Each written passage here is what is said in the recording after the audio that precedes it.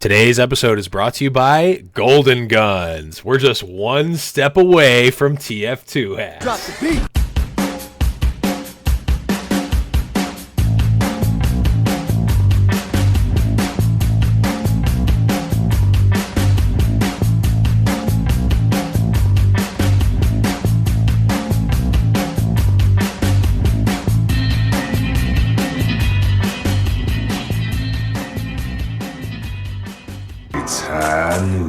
Hello, everyone, and welcome to Highnoon Podcast, the competitive Overwatch podcast. I'm your host, The Blevins, and with me, as always, is Deathblow. What's up, buddy?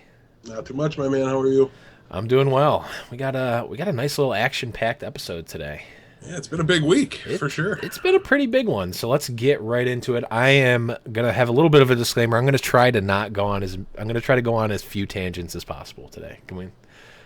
Oh, I thought we were still in maximizing tangent mode. I've never been on... Oh, nope, I'm going on a tangent right now. Okay, I'm going to stop it right there. See, I'm already doing well. Let's move right into the housekeeping. We've got some big housekeeping as well. It's not just, the Overwatch community. It's everything. We have, officially as of a few hours ago, we have a Patreon page. Check us out at patreon.com/Highnoon Podcast. Right now, it's kind of in the early phases. We really only have the one reward, which is at the, I think it's $5 level. Yep. If you contribute to the Patreon page at the $5 level, we will read a shout out on the show. So, we'll read your message. So if your message happens to ask a question or something like that, obviously we're leaving it very open ended at the moment because. Yeah. We're doing the Patreon page to increase just listener activity and outreach. So we're taking a couple steps now, as we'll talk about the second one in a minute, to give you guys more opportunities to impact the show and turn the show into what you want it to be. And the first one is the Patreon page. So if you are interested in a higher tier or a different goal, by all means, let us know. We are more than open to other rewards, things like that, but we want them to be things you guys want rather than things we come up with. So for the time being, it's pretty open-ended. We'll come up with some ideas if we don't get any submissions, and we'll put them into effect on our own. But if there's anything you want or want to see from the Patreon page, let us know. Yeah, absolutely. I have a couple of ideas in my head, most of them involving just being stupid troll stuff. So let us know what you actually want so you don't get stuck with my awful, awful ideas. And one great way to let us know what you want is to text us. And I don't mean if you know us in real life, text our personal numbers, which I guess you still can always do. But you can text the show. You can text Highnoon Podcast from your phone, just like a regular text message.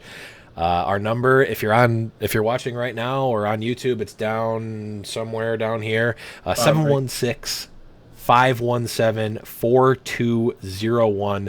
Send us a text. We'll probably respond. I will. I know I will. I think all of them go to my phone now anyway, too.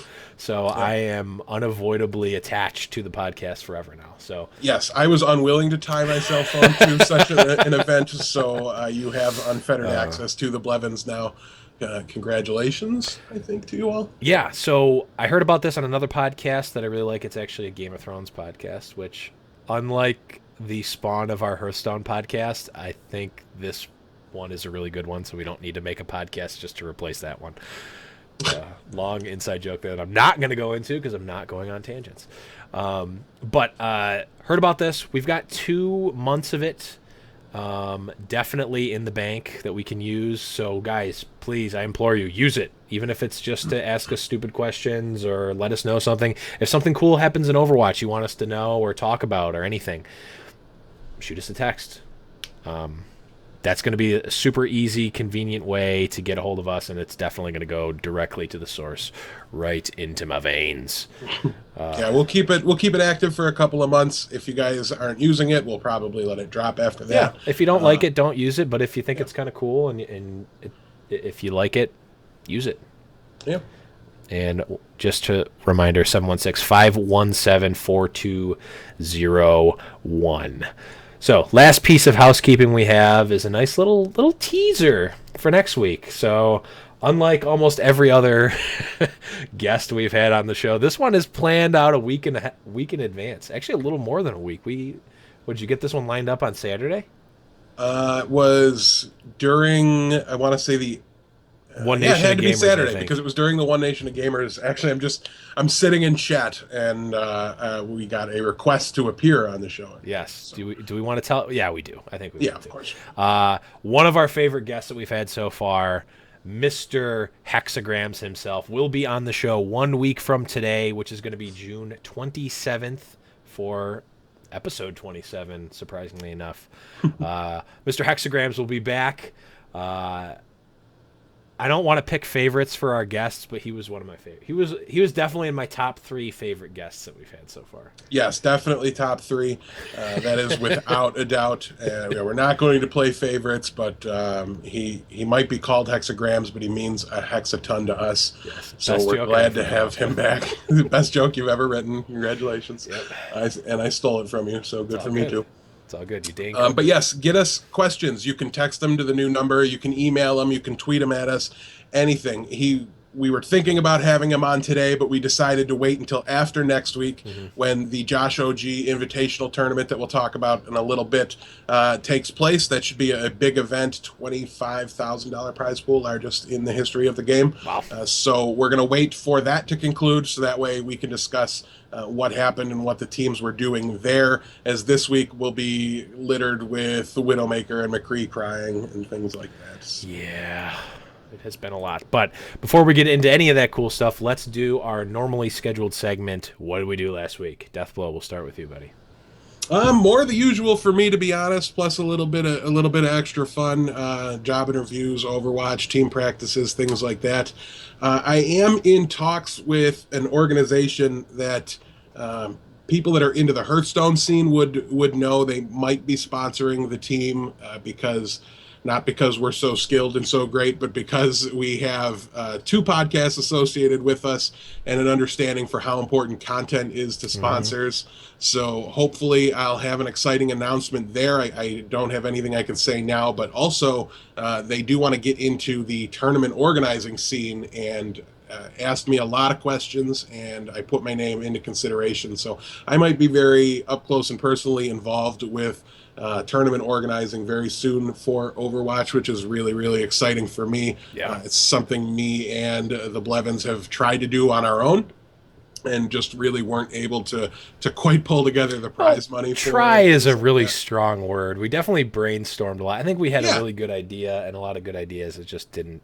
Right. I mean, it's just like 2 random guys that happen to have email addresses asking companies for money so that they can give it away to people that have mouse and keyboards. And it was a little tougher than you might imagine. And we imagined it would be pretty tough to get that initial startup money. So it would be really fun and really interesting. I don't know to what extent I'll be involved. I could be part of the cast in some way. I might not be. I might just be adminning and behind the scenes. But we'll have to wait and see. I will keep you guys updated as to anything happens with that. Spoiler alert, there won't be any hero limits if I have anything to say about it. Yes, fighting the good fight. Yes, fighting the fight from the inside, hopefully. But no, I mean, more realistically, I would probably hero limit at 2 because I think that's the best way to go about it. It kind of the best of both worlds. It allows that you don't really see compositions where people are rolling out 3 and 4 for the beginning of King's Row, right? That's just not going to happen. But you might see it at the end where they're trying to play 3 Tracers and 2 Divas and a Lucio to control the point at the end, and that gets a little cheesy. That's very difficult to cast, things like that. So that's kind of the direction I'm thinking I would send it if I get the choice. I can't even tell you, say for sure I would get the choice or even much say in it, but we'll have to wait and see how everything fleshes out. Should be pretty fun. Yeah, definitely going to be an interesting experience regardless of the involvement, I would think. Yeah, even if they just they're like, here's the rules, you decide nothing, but we just want you to enforce it, I'm still going to be super, super excited. They know better than to ask me because I would just be just as crooked as possible, just instantly accepting. 50% of the prize pool goes directly to me. Goes directly into beard care products, and My money laundering, yeah. Oh, did I say that out loud? Oops. I would do almost anything to corrupt a tournament for a single loot box. You heard it here first, folks. But in terms of what I did last week, I had a pretty cool weekend. I was in New York City for some birthday extravaganza stuff. And by that, I mean I just hung out on Saturday in New York City. Went to a show. I went to a comedy show hosted by one of my favorite Twitch streamers, a streamer by the name of Jeff Leach. He's a British comedian turned Twitch streamer. Or I guess he's all of these things, but he lives in New York City now. Did a comedy show, went and saw him. It was really funny. It was a really early comedy show at 5. It was at 5 p.m. And there was a couple of amateurs in there, and I had a really good time. But honestly, the crowd was about 50% people over the age of 55, and then 50% people under the age of 25, and there was almost nothing in between. It was pretty great, but it was considering that there were multiple women over the age of 65 and a 14-year-old guy there that was clearly there with his grandma. It was a miraculously dirty and hilarious show. So shout outs to them. Shout outs to Jeff Leach. If you guys ever get the chance to check him out on Twitch, twitch.tv/Jeff Leach, Jeffleach. He doesn't really stream Overwatch, but really funny streamer, plays a bunch of other games too. Saw him. And did some other stuff. Nothing really noteworthy. Just had some fun. Oh, one thing I did that is Overwatch related, and I apologize to the iTunes listeners, but the YouTubers and Twitch viewers will get to see this. So for my birthday over the weekend, I got this sweet, gigantic Overwatch mouse pad. Happy birthday, man. I didn't even know it was your birthday. Oh, thanks. It's actually my birthday today, but I didn't. What? you got it. I didn't miss it then. I wasn't late. You didn't. Right. You're right on time. But I got this awesome, I almost said playmat, but I meant mouse pad, the Razer one, the Overwatch themed Razer one, and it is gigantic. Like, look at this thing. Look at the size of this thing. It's a mouse pad, you said? It's a mouse pad. It's a mouse and keyboard pad. Like, you put your keyboard and mouse on it. But it's the Overwatch themed one, the Razer Overwatch themed one. It's awesome. Super excited I got it. And I'm going to be setting that up soon. But that's pretty much huge even for like a Magic playmat. Oh, it's bigger than a Magic playmat. Yeah, it looks probably shorter but much wider. Yeah, you're exactly correct. The size that you think it is exactly how big it is. It's nuts.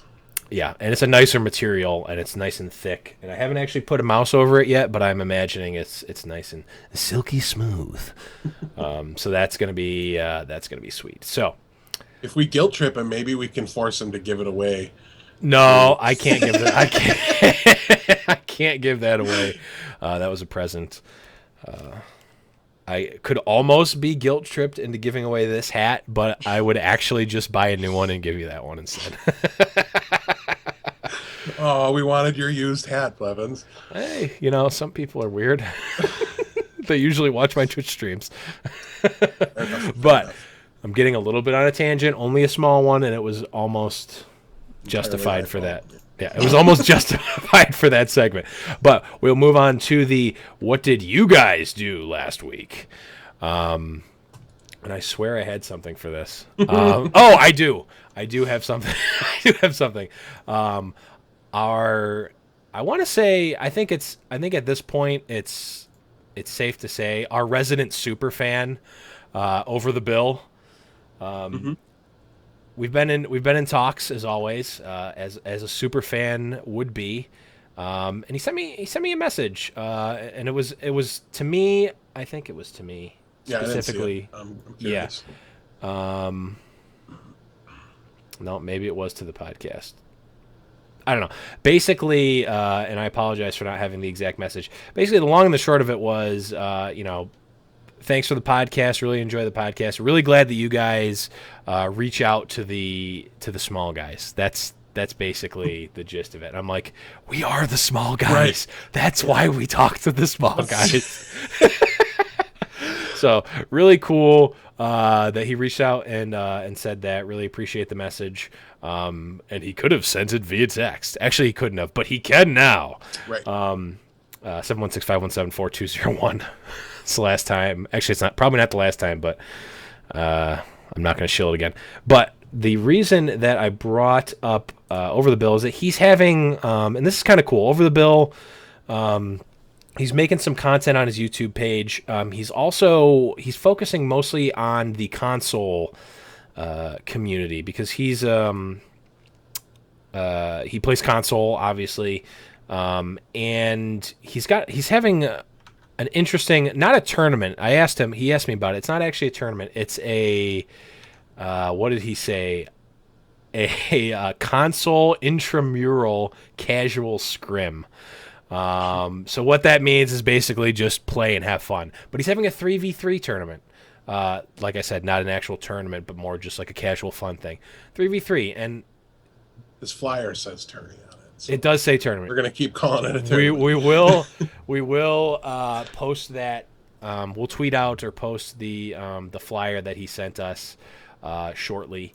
But it's kind of a cool, interesting thing. If you guys are playing on console and you want to play a 3v3 event, check out Over the Bill at Over the Bill 1 on Twitter. It's kind of a cool idea. I thought about 3v3 for a little bit before, and I think I was thinking about it too competitively, and I don't think that the infrastructure is there for a 3v3 tournament currently in the game. I just think the maps I don't think the maps are very fair for 3v3. I think the only one that really makes sense in my mind would be the King of the Hill maps. But even those could be broken. I just imagine that if you get like one pick on a control point map, it's just done. Or capture point. Or control point. I don't remember what. Yeah, capture point. If you get like one pick on a capture point or one wipe, you just win the map. Yeah, it'll be really, really interesting to me to see like what the meta ends up being. Like, what are the teams that are running 3v3? Like, whoever wins it, what did they run the most? Because thinking in it, like, you might not even want a healer in a format like this. Yeah. You might just, and if you do, like, Zenyatta might end up being really, really good because of the damage he can lay out. And your sight lines are almost always going to be there with 3v3. Right. Roadhog might be the best tank because it heals itself. We really just don't know, and there's a lot of really, really cool and interesting ways it could go. Yeah. So definitely feel free to check that out. And let's see, do we have a date for that? Yes, it is June, I want to say... June 30th yes, at June 30th. 9:30 Central Standard Time. Yes. And Twitch.tv/overthebill1. Yes, and you can also ask him any questions you have on Twitter at OverTheBill1 on Twitter. And we'll also post the link in the show notes, which I started to do finally, posting links that we talk about in the actual show notes. But let's move on. There's actually a couple other things if we want to mention. Oh, there's other stuff. Yeah, we definitely do. Just some things that were tweeted at us. Sometimes they're not necessarily like sent in as submissions, but it's just useful information that we would like to share out. And we had a listener ask for our RSS feed link so that way he could put the show into his player FM, and that turned out to be feeds.feedburner.com/Highnoon Podcast. So thank you very much, Thorn Rain, for asking that question, as we weren't necessarily 100% sure. We had to find it. I think Phelan helped us out with that. Yeah. So if anybody else wants to do the same, and if you're looking for an easier way to listen, that's a great idea for you guys as well.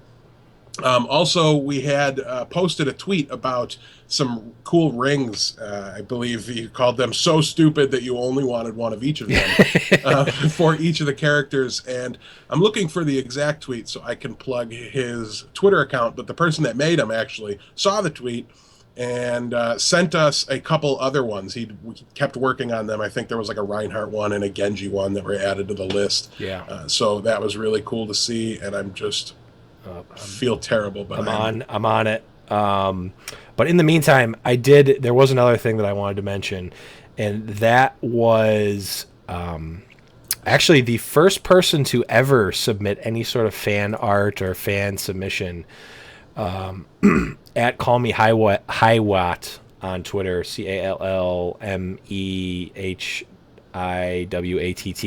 on Twitter, had a giveaway contest on her Twitter page for a May t-shirt. And Deathblow, do you know who won that contest? You won it. I'll give you a hint. You're talking to him right now. It was me. Oh, yeah. The scum. The scumbag one. The Ringmaker's Twitter account, before we forget, is at Daryl Dominique. So feel free to check him out. Clearly, he makes some pretty cool stuff. Yes. And check out Call Me Highwatt. She made the original Overwatch fan art that we had, the Hunger Games Overwatch symbol, like way back, like after episode after we had that dank meme. Yeah, after like episode like 1 or 2, she made that very early. Yeah, super early, super appreciative of that, and also for the sweet shirt I'm gonna get. I'll definitely. It's too late. It's already been sent. I have a tracking number. No. Should be coming in soon, unless I just got the troll tracking number. Well, then we'll just guilt trip you into re-giving it away. Well, I'd feel bad. That's the reason I'm not going to give it away. But we just don't want you to have any nice things. I know. And that's why I haven't mentioned the fact that I have a baby Winston at work that I'm not going to bring in, because if I show it on stream, I'm going to have to give it away. I like that this dynamic's coming up. I actually mentioned this to the team, and I was joking about it. So I made the basket in the loading room. Yeah. And I made it like 3 weeks ago, but I just literally haven't told you because I don't have any video evidence of it, and I gave you so much grief about it that I'm just like, I'm so mad that I did this, and I just literally can't even mention it or act like it happened because I was such a jerk to Blevins when he did it. And I did it early. It was funny. I did it on McCree, so I was happy to at least. It was like the one time I played McCree in the last 2 months. I did it back before balls were part of the environment. Okay. Ooh. I don't think that made any difference on the difficulty of the shot, but just keep that in mind. I think they were part of the environment the whole time too, but I'm not sure. Well, I have no idea what I'm talking about. But let's move on. Before we do, just remember, guys, if you guys, send us anything, tweet at us, anything cool, send us a text at our new line 7165174201. As proven by the last segment, we'll probably talk about it and give you a shout out. So keep them up. Definitely love the engagement, and please do text us because if you guys don't like it and don't use it, we'll trash it and we'll find something better. So let's move on to our regularly scheduled segment, and guess who remembered to cue up the clip? Oh. It was me. So our regularly scheduled segment. Let's break it. There we go. Didn't have to hear me do my terrible Lucio impression. But It's always good. we got some balance changes. Yes, it was actually the #1 trending thing on Facebook for a little while. If that gives you any idea how popular this game is at the moment. Rip McCree. Yeah. Gonna have to rebrand this show. Yeah, we're going to have to be like the Cavalry's Here podcast. I think that might already exist. Oh, I'm going to go buy the domain right now for BRB. Or maybe we could call ourselves the Angry Chicken Podcast. Okay, I'm done. We have podcasting friends now that are friends with people that do that show. So really, maybe we should let our hatred go. Well, I just specifically don't like that show, but I actually like all of his other podcasts. Either way, to get back on track, since we're trying to reduce that was only a mini sidetracks. Yes. So McCree was balance changed quite a bit, pretty significantly here, although it was only one of his abilities, and that is the alternate fire on the Peacekeeper. The recovery time, the amount of time before McCree starts reloading, decreased from 0.75 seconds back to 0.3 seconds. So it's where it used to be before this change was implemented to try to nerf him a little bit. But the bullet damage was decreased from 70 to 45. So a very significant loss in damage. I think that's 25 damage per bullet. To give you an idea, after the balance change went live, I went into a custom game with one of my teammates, and we tested some things out. And if I buried my McCree right in the chest of a Reinhardt and did fan roll fan. I killed him. So you're still technically able to kill a tank with a fan roll fan combo. However, he wasn't moving, and I was literally like to the point where I couldn't walk forward because I was right there. So you have to be incredibly accurate, and as we all know, the right click on McCree's attack is RNG based.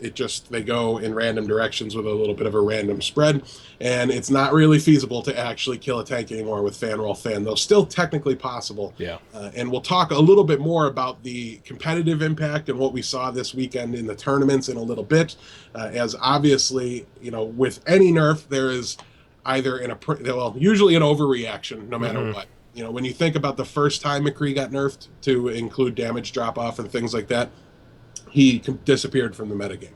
True. And that literally turned out to be the same guy that they're nerfing now because he was still too good. So, it was clearly an overreaction. We'll have to wait and see. He didn't disappear this time, which is fun to say, or good to say, I should say, because he shouldn't. When I think about the best plays I'd seen from a McCree, it's left clicks. It's always the left clicks. That's what really stands out. Anybody can, and maybe it's just because I wasn't impressed when somebody right clicked and happened to kill somebody. Right. But obviously there was a ton of work being done there. But Blizzard essentially said tanks should have a fighting chance against McCree. It shouldn't be a you lose scenario all the time. And he's meant more to counter the tracers and the Genjis and the high mobility characters with the flashbang to hold them in place so you can finish them off. And the fan just gave him way too much game against tanks, so that had to get nerfed. Nothing else was changed. His ultimate's still the same, flashbang, everything like that. His damage on left click, all that is identical as before.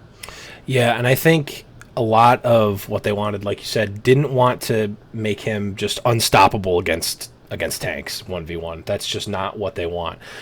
He's still very good 1v1 against a plethora of other heroes, like you said, the Tracers, the Genji, the Reapers.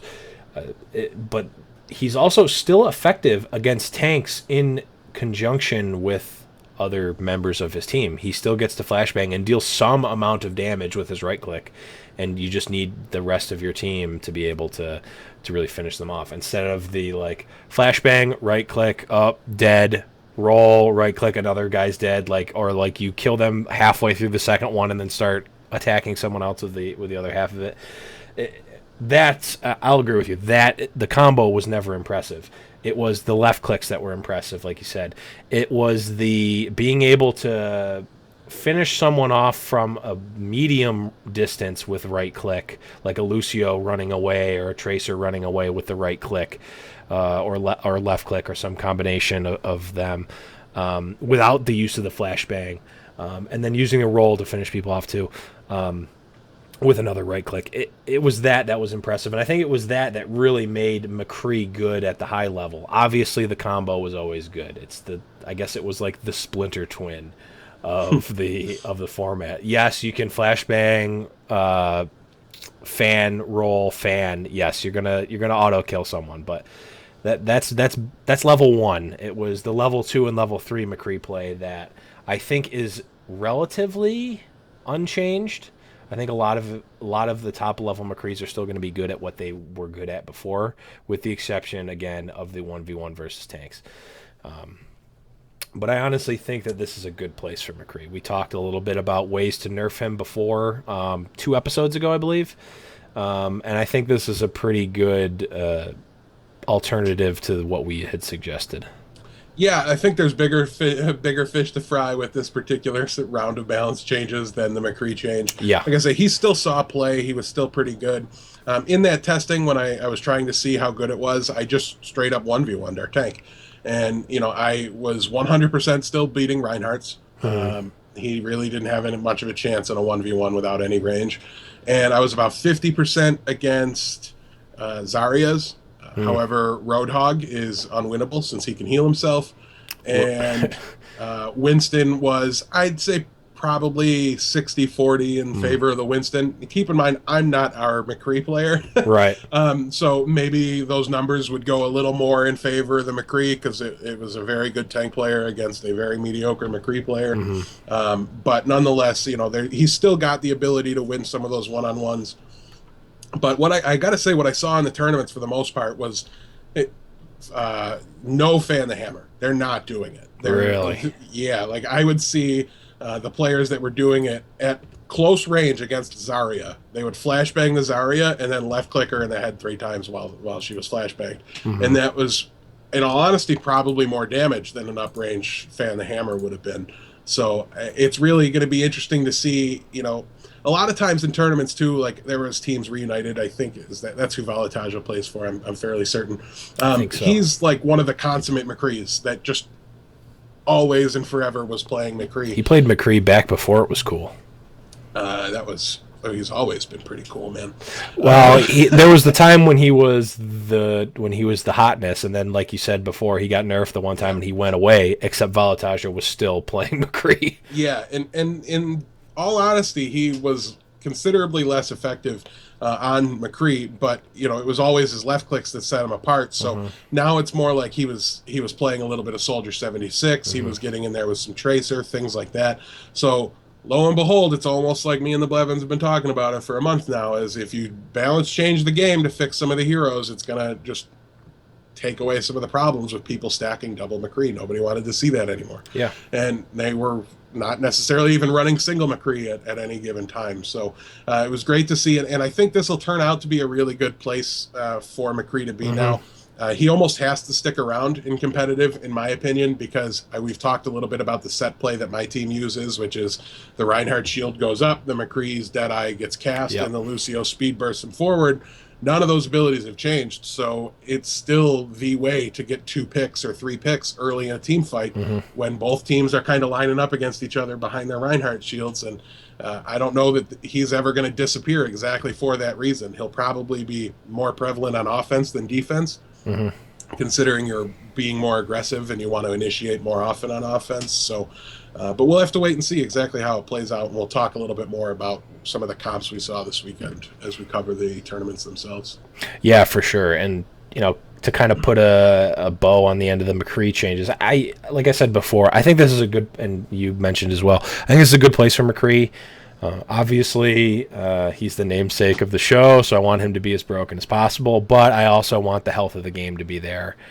And as much as I love Highnoon memes, I'm gonna admit it, I got sick of them.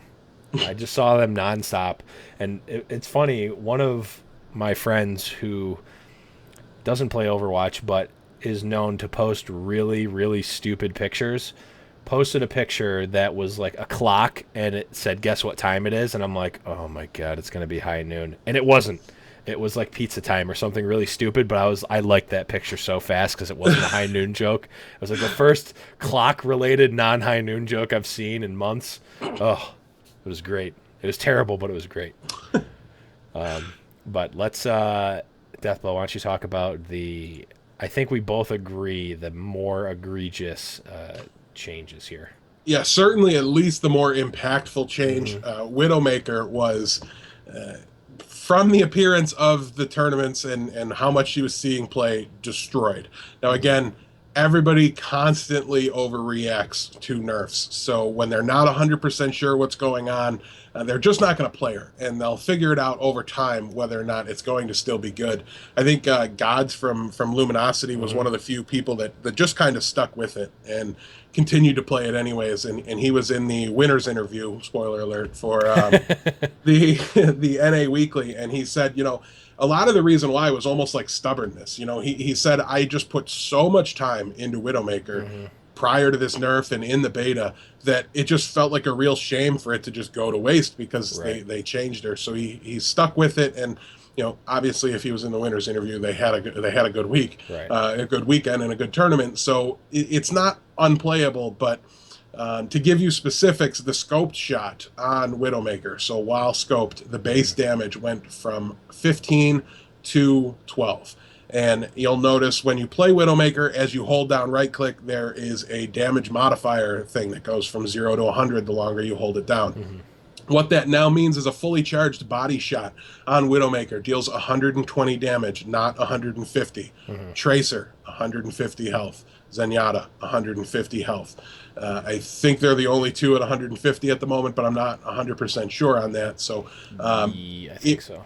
It was a significant damage reduction. Now, the multiplier for a headshot was increased from 2 to 2.5 times. So you're now still dealing fairly or pretty much the same amount of damage with a headshot, and it's still very, very impactful if you're able to hit those headshots.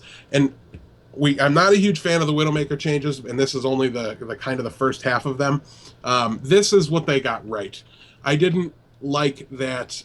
I always like when anybody can delete a Tracer from a game, but I didn't like when you were able to delete a Zenyatta from the game. Zenyatta's still kind of reeling from the nerf to fix the double orb comp that was so popular in beta, and just really seeing zero play roughly in the competitive scene.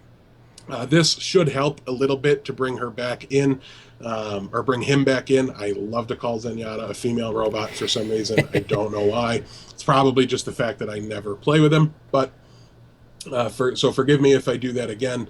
The other parts of these nerfs, though, was that when you unscope, okay, so I'm just going to read it exactly as they say here. Players must now wait for the unscoping animation to completely finish before scoping. That means you can't hop out of your scope view, jump off a cliff, and then go back into your scope view right away to shoot somebody while you're falling. Mm-hmm. It doesn't sound like a big deal, right? But this quick scope change seems to be the biggest change of them all. It used to be before that they would say the only way to counter Widowmaker is with another Widowmaker, and Winston just really wasn't quite able to get the job done because you take so much damage on that jump to attack the Widowmaker when she shoots you twice while you're there. Right. That it was a really big problem. But now, the Widowmaker, if they don't see you coming and they're not shooting at you before you even jump, they're going to have a pretty hard time finding you. Because if they let go of their scope, they have to wait. They can't just let it go, move, rescope right away, and are suddenly able to shoot you again. That was a big part of why so many really good Widowmakers were just so much better than all the rest of us at close range combat, was because they were unscoping to massively shift their aim and then rescope again. And now they can't do that. So it's a really big problem at the moment. Widow seems to be very, very counterable. It was kind of interesting this week because our Widow player for the team was on vacation. So then all of a sudden, like Tuesday, it was just, oh, okay, well, I guess maybe we don't want Widowmakers anymore. And we're in these scrims where the other team has one and we don't. And I'm the off tank, so I'm the one that rolls out on Winston to counter it. And I was just deleting their Widowmaker. And I got to say, I tried playing Widow to counter Widow, like as the normal, to see if that would still work. And I'm done. Widowmaker is not an option for me anymore. The reducing the body shot damage, I was way more reliant on it than I thought. I'm literally awful now. I'm done. And that's fine. That's good, because I shouldn't have. If I can't hit headshots, I shouldn't have been as impactful as I was able to be on Widowmaker. Right. And it makes complete sense to me. But I mean, just countering them, I was able to notice how much worse she is against a Winston in her face or a Genji that dashes at her, things like that. It's a much higher requirement needed on the SMG aspect of Widow's kit, and she's just not really quite where she was before. And it's curious to see that just nobody played her anymore. I mean, I would have thought there'd have been spots where, like, I'm so far above you that your Winston can't get there really anyways, or I'm just so well positioned. And namely Hollywood Point A defense, I would have really thought you could just be up in that tower and still doing work. But almost every team just wanted nothing to do with it. And, you know, I hate to say it, and we'll talk a little bit more about it later, but Lynx and Creation, like, they had a round where they lost to a team that I think is significantly below them, and it really looked to me like it was just Lynx couldn't get comfortable. He tried Widowmaker at two different spots on the map. He was trying Tracer, he was trying Reaper, he was trying all these different things, and when you're switching that much, you're not building ultimates, which means you're not having as much of an impact, and it was a really big problem. So we'll have to wait and see as things settle out. You know, I know earlier in the tournament he was playing Hanzo and just wrecking people on him. So we'll see if Hanzo picks up a little bit, which it should, but maybe not as much as, after things settle down. Who knows? But the last thing to mention with Widowmaker is that the ultimate cost is increased by 10%. So it's a little less likely that you're going to have the infrared sight. But I don't know, that to me is whatever. It's just you need to hit one more shot. Yeah, I think the ultimate cost increase, I think it made sense overall. I don't think you need to just have perfect vision at all points. But like you said, it's just one more shot. I think, a lot of the changes were necessary. And at first, I don't want to go too much into this because I'm not a huge Widowmaker player. But I actually was talking on Reddit in a discussion with Widowmaker before the changes. And I mentioned people were complaining about Widow, like, oh, the game's based around Widow, blah, blah, blah. And I'm like, it's based around good Widows. And I want the game as philosophically to promote people at being good at the game. Like, I want the good Widows to be rewarded for being good. Like, I like to see Lynx just go crazy. I like to see gods go crazy with Widow.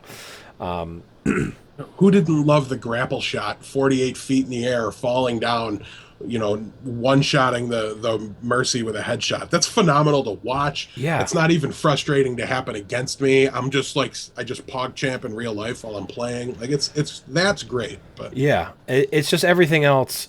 And I had someone who claimed to have been a competitive TF2 player respond to me, and it was if you can believe this, it was a civil conversation happening on Reddit. I know you don't believe me. It's okay. I don't buy it. Yep. Yeah, I mean, I wouldn't either, but I said that, and he said, that makes a lot of sense, except when the game revolves around either getting a key pick with Widow or picking a Widow, like killing a Widow, that game is not a fun game to be around. And when the Widows do so much damage that you can't ever have a misstep. You can't go anywhere without a Reinhardt. You can't go anywhere without like peeking. You can't peek corners like CS:GO. That's not the game you want an arena shooter to be.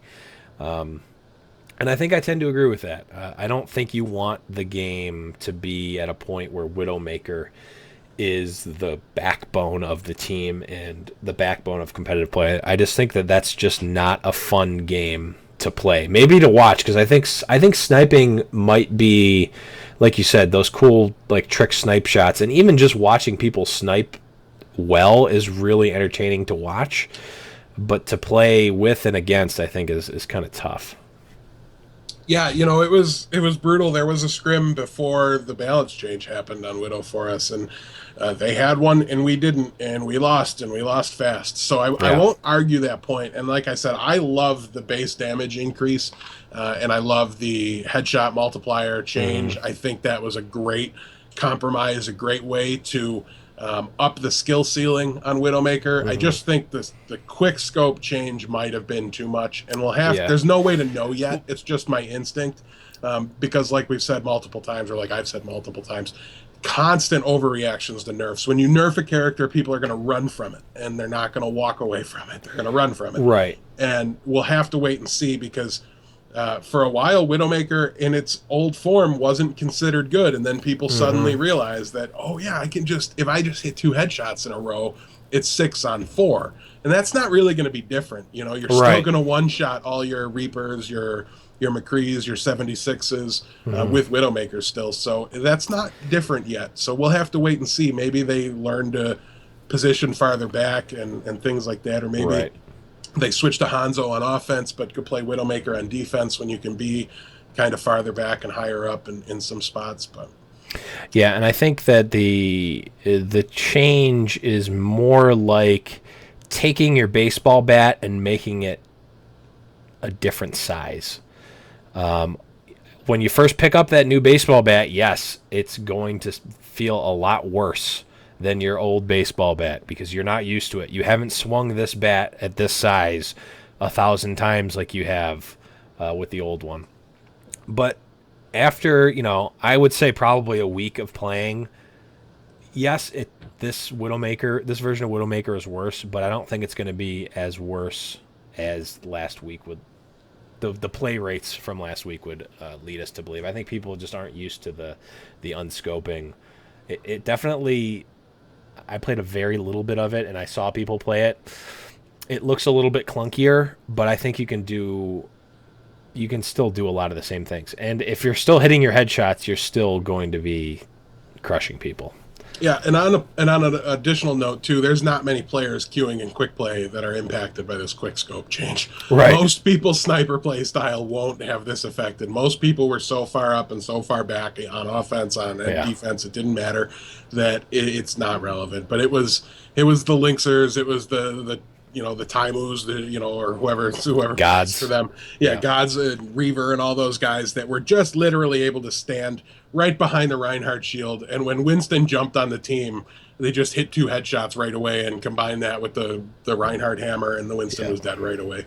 Yeah. That was the problem, and that's where this really comes into play. But that's what we focus on as a podcast, so it's what we care about the most. Right. So overall, I think it's probably a good place for Widow. I think, I think the unscoping animation, it used to like charge up I heard someone say it charged up the scope faster, or the multiplier faster if you like kept scoping and unscoping. I don't know if that's true or not. If they fix that, I like that, but it also changes the way that she's played. Yeah, I never heard that before. I don't have any reason to think it was true. Yeah.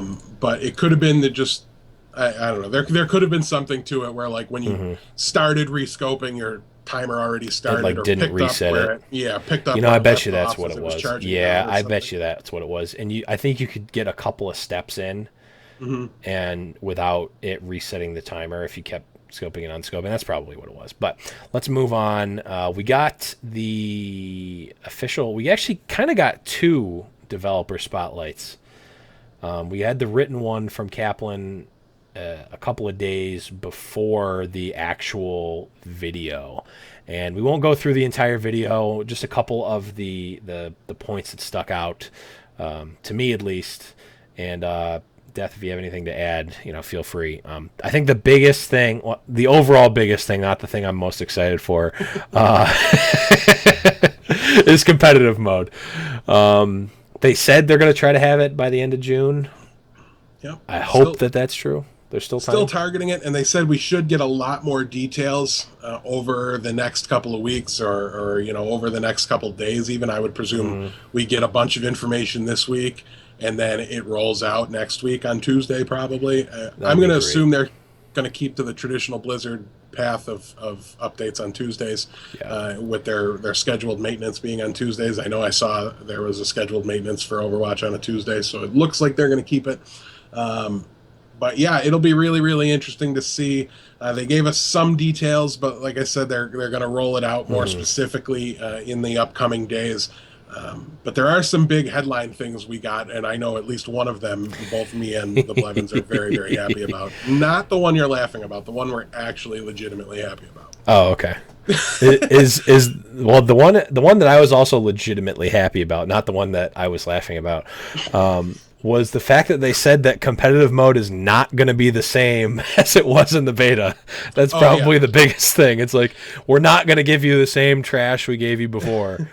Yeah, that was really already confirmed, but it was nice to get it reconfirmed and discussed about in a little details. Do you want me to just kind of go through what I remember from that? Yeah, go for it.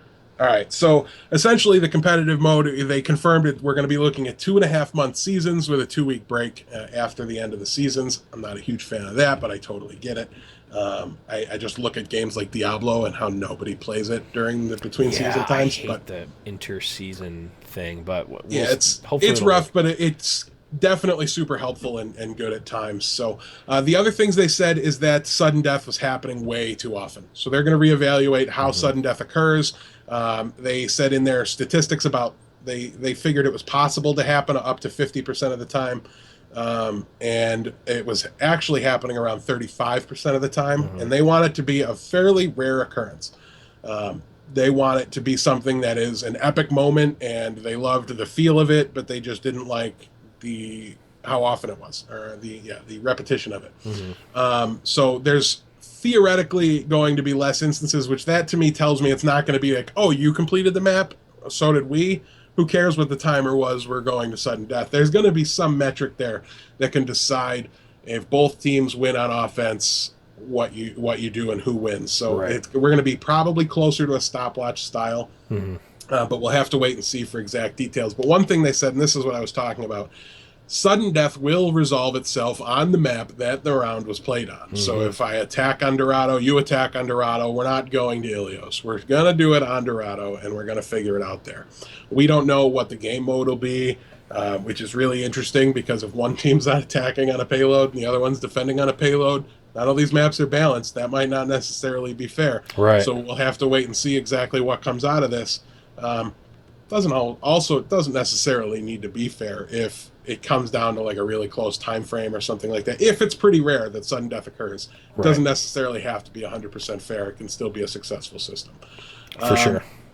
Other things they said, they talked a little bit about rewards, and as you caught the teaser at the top of the show, they said one of the things they plan to be doing is golden guns. Oh. The specific example that Papa Kaplan gave us was Reinhardt's golden hammer.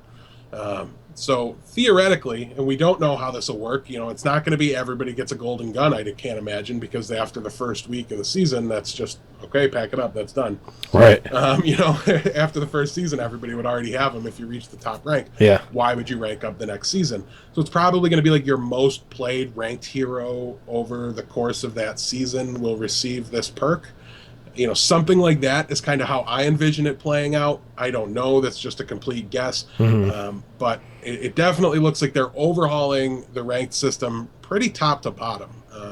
And I'm very excited for it because it has a real chance to impact the tournament scene. And as we've talked about over the last couple episodes, it has a very real chance to be their gameplay mode for the BlizzCon tournament. Right.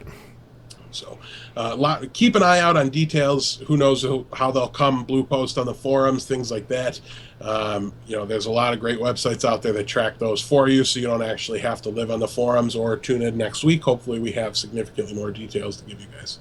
Yeah, that'd be great. We'll also definitely tweet them when we find them.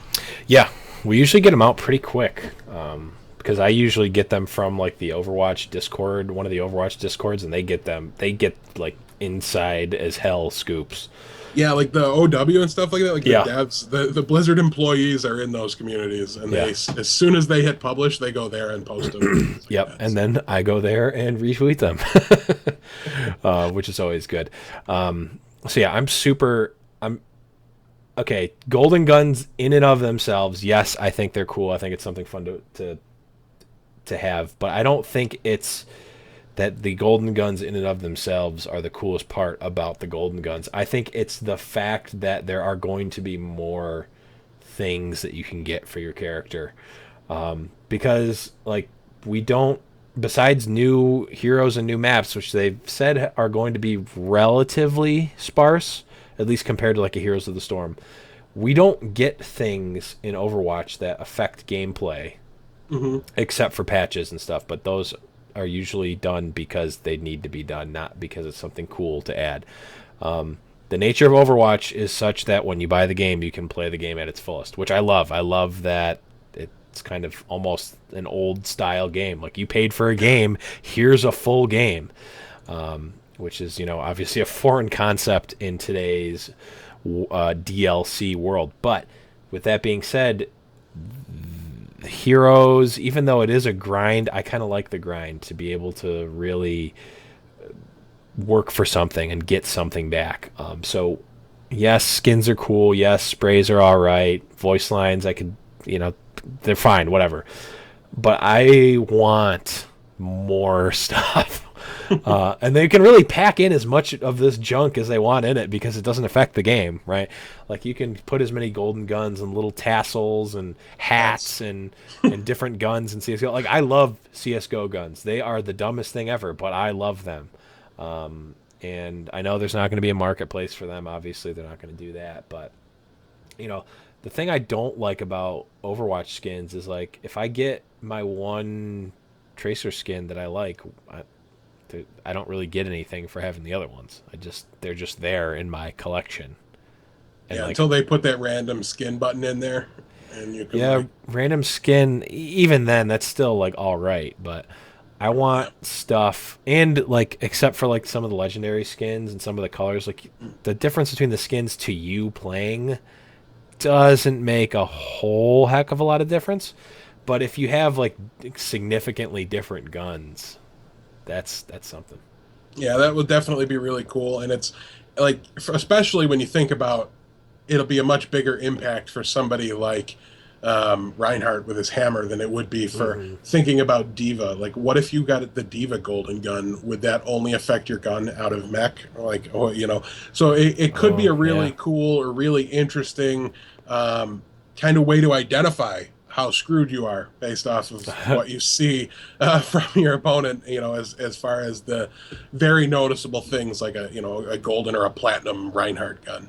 Or Reinhardt hammer. It'll be really, really cool, and I'm very excited for it. As long as it's not hats, I'm very, very excited. I want hats.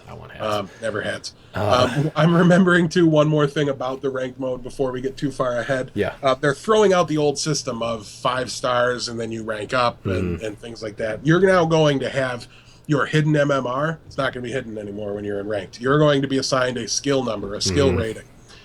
And your opponents will have one, your team will have a combined skill rating, and all that information will be on the screen as you load into your competitive game. So you'll be able to see the difference between your team and the opposite team. It lets us know how the matchmaking rating system is working. They're also just going to tell you how many of the people on your team and on the other team are in a party together. So that information will just be very public. They're leaning towards transparency with these things, which I love, because now we don't have to sit there and go, well, this is ridiculous. That was probably a 6 stack, and this is the dumbest thing ever. And now you'll know that you just were wrong and you just got beat. You just got beat by a bunch of randoms. And that's great. I love to. It's gonna listen, guys. Don't expect the numbers to add up together when they add up the skill ratings. Right. That's not going to necessarily be the same. But what happens is when you play against a team that is significantly higher skill rated than you, you have more to gain should you beat them. You're going to get a much bigger return from that win, and you're going to suffer much less from your loss as well. So it will even itself out there. I get nervous. People are going to be like, well, there's a 120-point difference, and it's like, yeah, but that just means like half the team won one more game than the other, the other half the team. Like, that's not a big deal. So don't expect the numbers to line up too well, but just know that it'll factor into the points you get and the points you lose and things like that. And I'm all in favor of transparency. It's one of my big gripes with Rocket League, though I did hit Rising Star for this season, so that's always good. But yeah, it's one of my biggest gripes is that used to be based off a number, and I used to see I went up 8 points that game, I lost 4 points that game, and here's my new number, and I could just look at it. And now it's just like, you might division up one of these times, who knows? And that makes it a lot harder for me to grind out my games and play it out. So I love that it's going to be a transparent system. Yeah, and the fact that you get the actual skill number instead of some weird like abstract rank that they made up that made almost no sense. It's like you're a challenger, or I don't even remember what they were, like challenger or something. So I don't know. None of them made sense. We called it challenged because it was the lowest rank, and then it was advanced, and then it was master, and then expert, and then pro. I think it went from like you started at like 1 and then worked your way up to 25 or something. It was like the opposite of Hearthstone, so it was just even more confusing. But I don't know. I'm glad the way they're doing it now. And one last thing about the seasons is that they broke the competitive mode. They broke the competitive mode into the 4 seasons: summer, fall, spring, and winter, which I thought it's kind of cool. I mean, obviously it's just 4 different seasons. Like, it doesn't matter to 4 quarters, it could be anything, but it's just kind of, I don't know, it's kind of interesting that they are doing it like that. And if you're in the southern hemisphere, sorry, those seasons will never make sense to you because they are based off the northern hemisphere season calendar. So that's true. GG Peru. And then one last thing, they didn't talk about it. They did talk about it in one of the updates. They mentioned that there are new heroes and maps in the pipeline, but they didn't give any They really didn't give any specifics or any sort of details other than that they are there, and there are some that are further along than others. So it's kind of cool. We do know the name of the next one. We do know? It's Sombra, yes. Oh, it was confirmed? Well, I mean, Jeff Kaplan said it's about time people did some research and finding things about Sombra because they haven't found everything yet, and it's getting close to that time where they should want to know. So he said the name Sombra, and this was a couple weeks ago. It was a little while ago. There's some videos out there on YouTube. A good one from Force Strategy Gaming. Stir, I think, is the guy that runs that page. Or am I just? I don't know. I could be completely wrong on that. Maybe. But it might just be another streamer I like combined. But I started watching Force when he got into Overwatch, and I noticed he had a really good video about that. It's the Spanish word for shadow. Reaper has some lines like where's Sombra when you need her. Some of the computer screens are in lockdown mode, Protocolo, Sombra. So it's clearly, I think Dorado is where we're going to find some more information about her because Sombra being the Spanish word for shadow. Right. Also, I do believe Sombra is not a good guy, so it's probably a bad guy. And we've seen some shots, from the, I can't remember who did it, but that phenomenal 3-part series on the making of Overwatch. Was it GameSpot that did it? Yes, no? Yeah, GameSpot. That sounds right to me. There was some shots in there of somebody working in the background on a character that's not in the game yet, and it sure looked a whole lot like a sniper. And we'll have to wait and see because there's speculation that we're looking at a support sniper that might heal your teammates by shooting them from super, super far away, or might debuff the opponents by shooting them from a super, super far away location. Yeah. So it'll be very interesting to see how all this plays out, as everything is speculation and everything is guesswork, but it's coming and it's coming soon. So I would look for it. If not with the launch of competitive, I would look for it probably next month. It sounds like they're really trying to ramp it up a little bit. I could see them releasing it with competitive, or maybe they do competitive June and then new character July. Who knows? One thing I do know is that they'll release it when it's ready to be released, because they've been pretty on point with everything. Except for getting us beta access early on. They got us beta access, whether it was random or because of it. Us being awesome and having this show, who knows? But nonetheless, like I said, the first one I think is coming soon. When the next one comes after that is completely unknown, because they said they're going to experiment. It might change. They might do one a month and then realize that's way too fast, and then which I think it's going to be longer than 1 month in between drops. But they're very open to that timer being right. They don't know what the right interval is for releasing this new content. They might do alternate months. Here's a new hero, here's a new map, here's a new hero, here's a new map. Right. There's a lot of different ways they can go. True.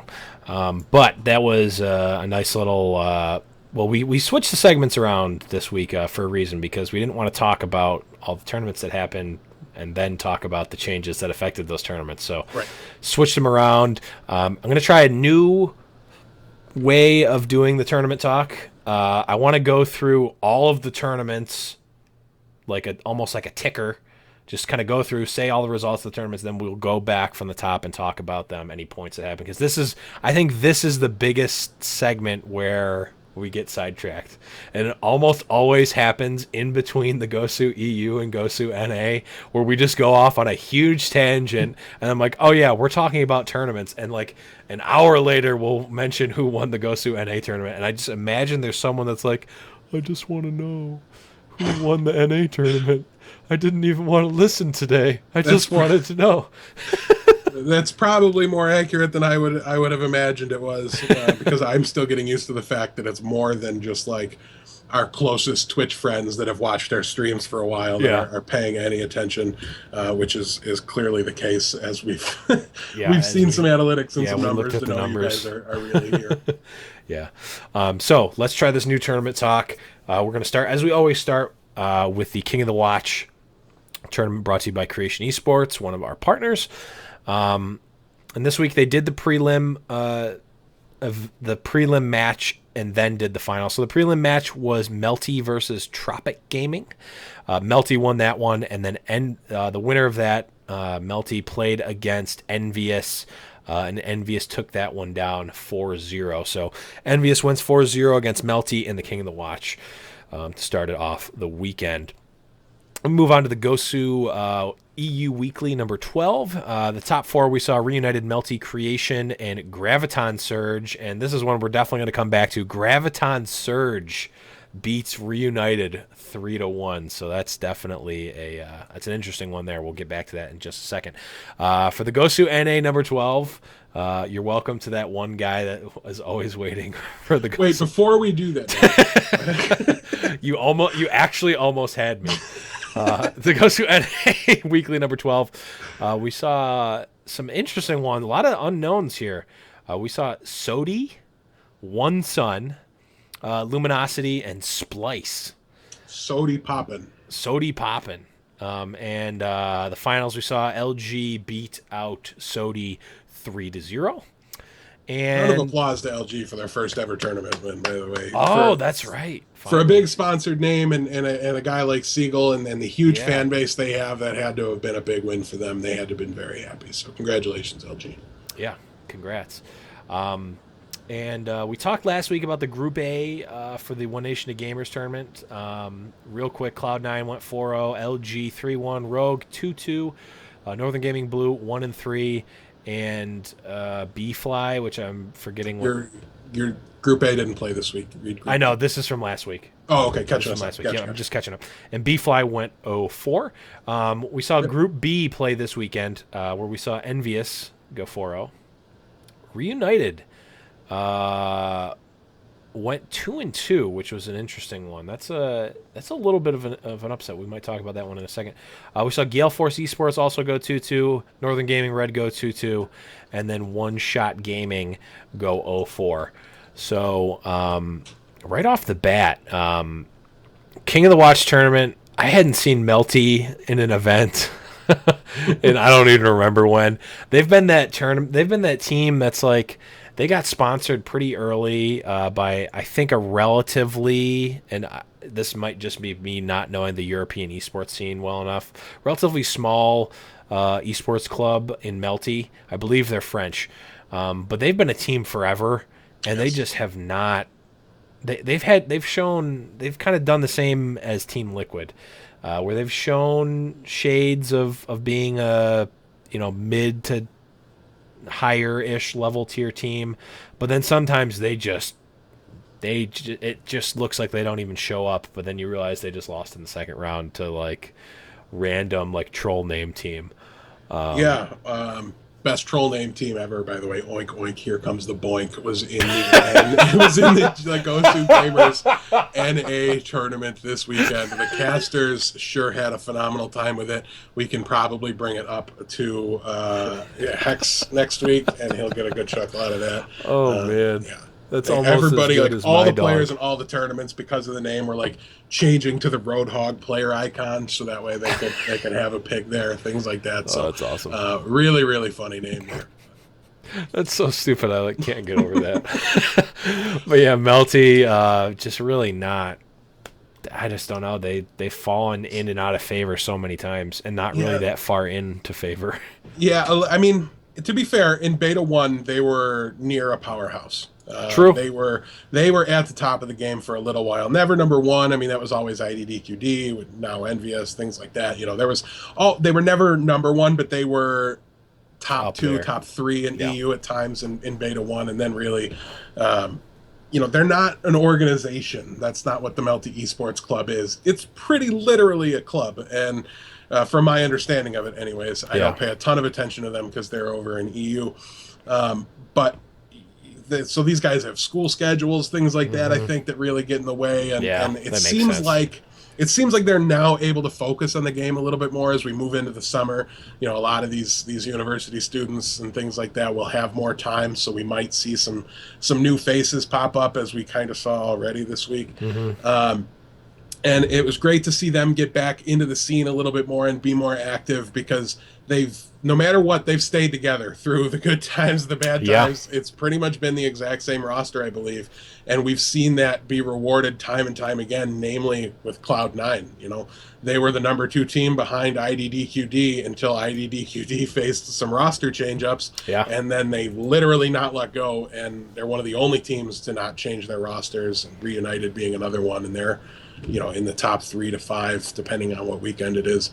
But yeah, really, really happy to see them around. They were around pretty late into the EU event. Yeah, they did top 4 there, so great to see them come back in. But in the King of the Watch, boy, it sure didn't quite line up as far as winning maps or anything like that. Yeah. They did take that lump. And as a shout-out, I actually got to watch King of the Watch a little bit this week. Nice! I still couldn't open the page that it was on. Okay, that still doesn't work for whatever reason, but on the main page of stream.me, there was a player there that worked. There you go. I found a way. I wasn't able to participate in chat. Shucks, I always love me some Twitch chat, even though it's not Twitch chat over there. It's worse because they're actually anonymous. They're not even tied to a username. I know, they just make like troll. It's right. literally called troll, like 1285938.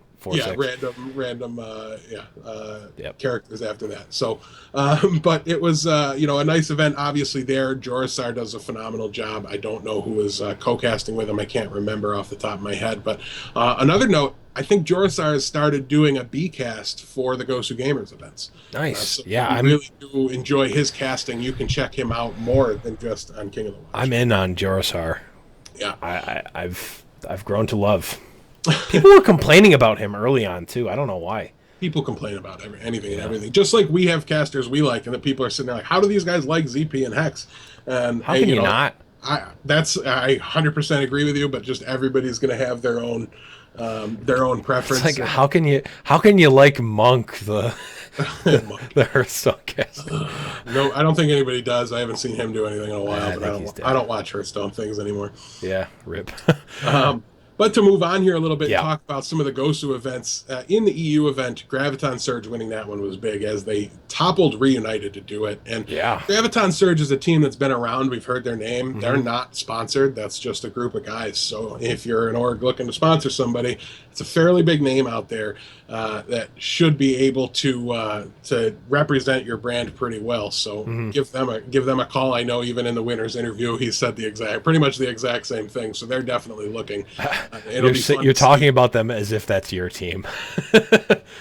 Oh no, not at all. I know it's not, but it just sounds like that's a good team from over in EU across the pond, if you will. So, but yeah, phenomenal performance from them this week, and it really, I will say, it looked like Reunited was having a bit of an off week as we look at their record in the ONOG event. And they're 2-2 right now. That's good enough for second place at the moment, but they did drop a game to Gale Force Esports, which is really not. As good as Gale Force is, they're not really quite in that Reunited tier. So they seem to have a little more trouble adapting to the new meta without Widow, things like that. And I really think that's a lot of what we saw this week, was teams that weren't very reliant on their Widowmakers and their McCrees, that had a wider variety of heroes at their disposal. They were much more adept at changing things up and getting that figured out. So congratulations to Graviton for winning that one. They even walked through Creation, who are obviously good friends of ours. And that was the match I talked about, where it just looked like Lynx couldn't really quite get comfortable and didn't know what to be playing at the end of that game. And I don't even know that they finished out their attack on King's Row. I don't know that they actually set a time there against Graviton. So anytime you're able to hold a team like Creation and not even setting a time, let alone beating them on the map, that is a really big deal. As Hex is fond of saying, teams that win on defense win championships and win tournaments. That's kind of where you make your bank, and that's where you almost guarantee that you're going to win that map when you can hold on defense like that. So yeah, definitely an interesting one. And the last thing we'll kind of talk about is you mentioned, now they didn't win the NA Cup, but you mentioned a couple days ago, or actually I guess it was yesterday, about Team Splice being a team that we should keep an eye out for. What was the intel you had on them? Well, the intel I had on them is just simply that they had names. Splice is an org, so that is a sponsored team. They have a pretty sweet logo. Yeah, they do have a really nice logo. And Splice has teams in Rocket League. They have teams in Heroes of the Storm. So they are not an org I'm very familiar with, but there's not a lot of games where I follow the esports scene. Mm-hmm. I've got to be really, really into the game to be glued to tournaments like that. But I'm trying to pull up their roster now as I'm blanking off the top of my head. I would have it, but I'm actually just looking at their esports jersey. And how I want one. And if anyone from Team Splice or anyone on the Team Splice website wants to, give away 2 Team Splice jerseys, I'll definitely wear one on. We'll definitely wear them on a stream for sure. Yeah, I'm. You have to send me a link to that because I'm not even 100% sure what it looks like. It's pretty sweet. They have just a really cool logo. I know I saw it for the. Posted in the chat. The problem with esports jerseys, and this is getting completely and utterly off topic, so this will be the one we allow. The one we allow. Esports jerseys are just way too expensive. They're like $60. Like I can get. Like I don't know. It's just tough because I don't know how nice this jersey is. Like is it like a jersey? Right, is it like when you buy an premium NHL or an NFL jersey or something? Okay, the official Team Splice jersey features a premium soccer jersey body and breathable perforated sleeves. So that's probably pretty nice material. Yeah, probably more like a traditional sports jersey. Microfiber fabric. Okay, moisture wicking. All right, I'm in. I'm in. If anyone from Team Splice wants to give wants to donate a couple of jerseys to the show, we will definitely wear them. Yes, and I will force Blevins to give his away as a giveaway as well. But the roster for Splice is pure Steel, who is obviously a very well-known player from Twitch, and Clockwork are the 3 names that to me really stood out as guys I've remembered from being on past teams. Pure, I think, spent some time on LG. Steel, like I said, is a very, very popular Twitch streamer, comes from the CSGO community. And Clockwork is a name I was at least familiar with from seeing him as a ringer, things like that. The rest of their roster is Flame on the flex, and Papa Smurf is their tank, and Kozin is their other support player alongside Pure. So just a really, really solid roster from them. I didn't know anything about Flame going into watching them in these tournaments this weekend, but he had just some phenomenal Zarya play. So it was really great to see them, and Papa Smurf looked like a very, very capable Reinhardt player and a very capable tank. I would need to see some more tape on those guys in order to make too much of a judgment, but they got in with Pure Steel and Clockwork, so yeah. Clearly they're nothing to sneeze at, and I really look forward to watching these guys play as, top 4ing events in really your premier weekend is kind of a big deal, and the big names are starting to bow out of these weeklies. Like, what I was going to say, where's Cloud9 been? Can Cloud9 really win a weekly anymore? Like, even if they win it, does anyone care? Is anyone impressed? Yeah. So all they can really do is make any exit at all, like any not first place finish is front page news on That's true. That's a good point, that if they win, it's like just such a bad risk versus reward. It's like if they win, okay, yes, you get your $300 or whatever, or however much yeah.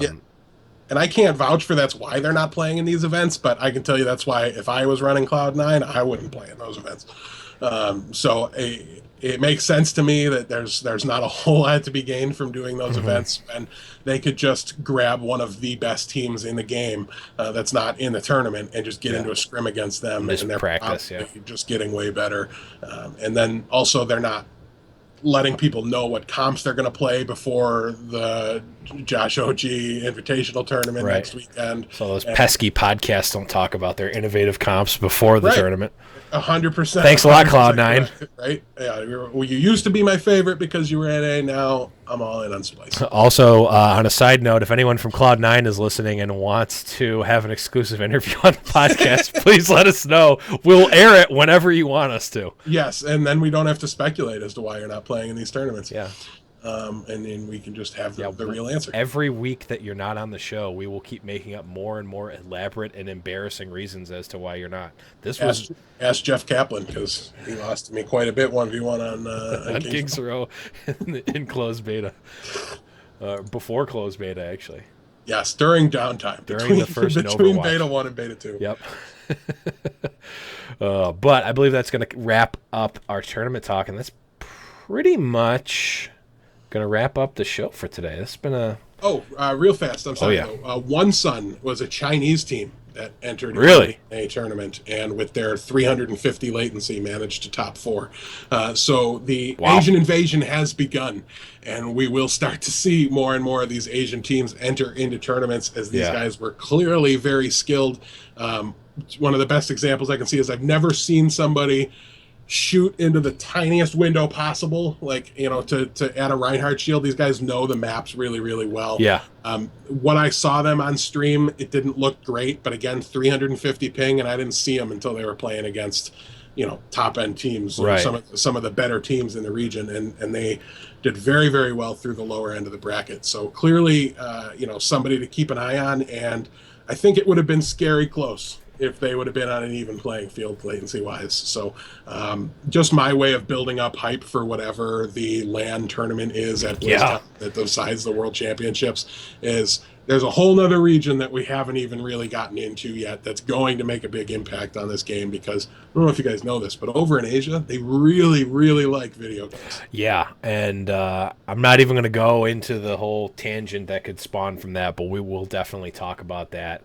We lost all our fans this week because we didn't go on any tangent. It's just different regions.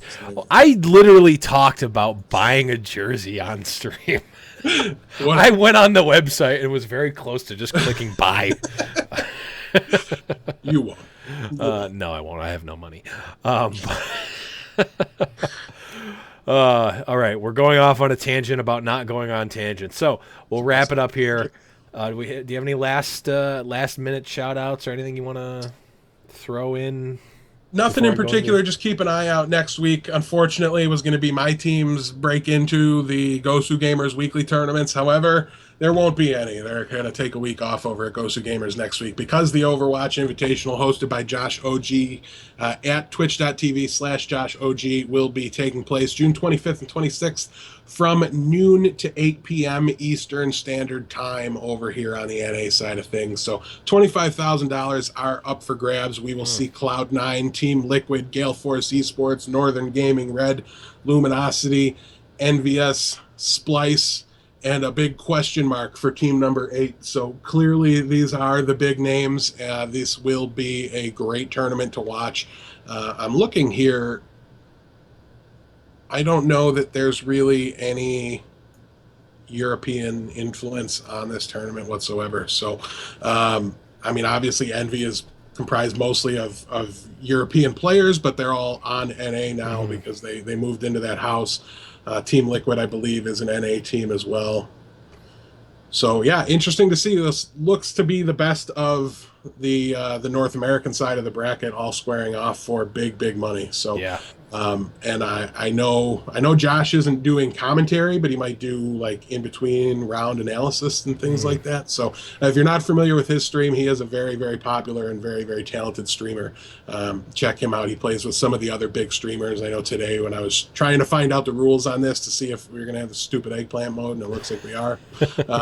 But he was playing with like Munition and some of those guys, some of the other big streamers. So something to keep an eye out for and look forward to, since you can't watch my team get stomped by whatever sponsored powerhouse we get paired against round 1.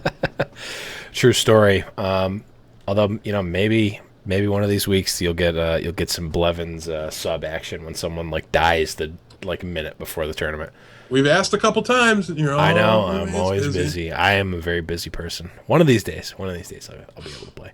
But we'll go into the formal outro here. So, Deathblow, where can we find you, buddy?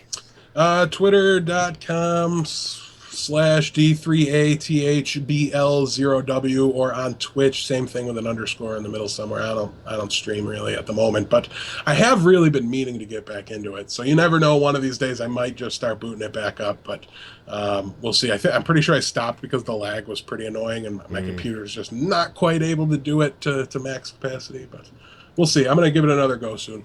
Yeah, and hopefully I'm also going to be streaming a little bit more play-wise because I want to get some more clips and stuff for the YouTube page for High Noon, so that would be kind of cool. But you can always find me at _Blevins on Twitter. You can always find me and the podcast here at twitch.tv/theblevins. We stream the podcast live every Monday at 7 p.m.-ish. Eastern Standard Time. You can always find us on iTunes, YouTube, SoundCloud, and Stitcher, and you can as well as on creationesports.com. And you can now find us on Patreon. Check us out, patreon.com/Highnoon Podcast. And as a side note to that, if you guys have any suggestions for the Patreon, things you want to see, things that you'd like us to offer, just any sort of suggestions or anything for that, please let us know. And the best way and most efficient way, quickest way to let us know is to text us. Yes, that's right, text on your phone at the number 716-517-4201. It's literally just like sending a text to the podcast. Please, no nudes yet. I mean, they go right to Blevins' cell phone. They go right to my cell phone. So you know what? I can't really stop you. But also, guys, if you're curious, with the new Patreon page, the things we plan to do with any funds we get there are things that would increase the production value of the show, help advertise the show, or simply promote esports for Overwatch in general. You know, kind of a cool idea we had was using our partner or a friend, Maturino, to donate some of the money we bring in to the tournaments with the formats we like. No eggplant, sorry guys. But, you know, and just support the tournaments that are doing good things for the Overwatch community as a whole, as well as I could sure use a better microphone that doesn't pick up my AC unit in the background, because I found a great little program when I was working with the guys on Omnic Lab that would allow us to do some cool things and increase the sound quality in general. So those are all things we're thinking of doing, and you know, also very open to other ideas. So if you do decide to become a patron, let us know what you'd like to see for some bigger goals, and don't forget to send us a message with a nice shout out. Last thing I want to ask, guys, is we're falling a little bit behind on the ratings and reviews on iTunes, which is burying us a little bit. So if you do like the show and you haven't given us a rating and a review, that is by far the number one best thing you can do to support the podcast right now, is to give us a rating and a review to let other people know that you are a fan. Feel free to be as honest as possible. And also, I'm pretty sure Blevins will be okay with this, but we will go ahead and read any reviews on the air as well. So it's another way to get your comments and your comments on the show. Yes. And one last thing, and I always forget this, huge thanks to Adam Hoek for our outro music. Also our first guest on the show. And buddy, if you're listening, say hi sometime. I haven't seen you in a while. I haven't heard from you or anything in a while. Just want to make sure you're okay. And maybe we can talk a little bit more. We haven't talked since like before we were even in the beta. So shoot us a tweet. Yeah. I still, you know, I saw him like 2 weeks ago in the AFK section of the Discord channel. Always. So, you know, man, feel free to send us a message. Let us know how things are going. If you have any content you're making, we are more than happy to help share the love. And so let us know. It would be great to hear from you again. Yes. And in that vein, guys, if you could just do me one more thing, and that is to remember one thing. You know what that thing is? I do. It's High Noon. Got his boots and he put on his hat. Threw the coin away that same day. It's in his past and he's not looking back. He says, finding mine now, God's my way. He's not good, but he sure ain't bad. He'll make amends for the sins that he has. He says, I'll change the world one bullet at a time, till I find my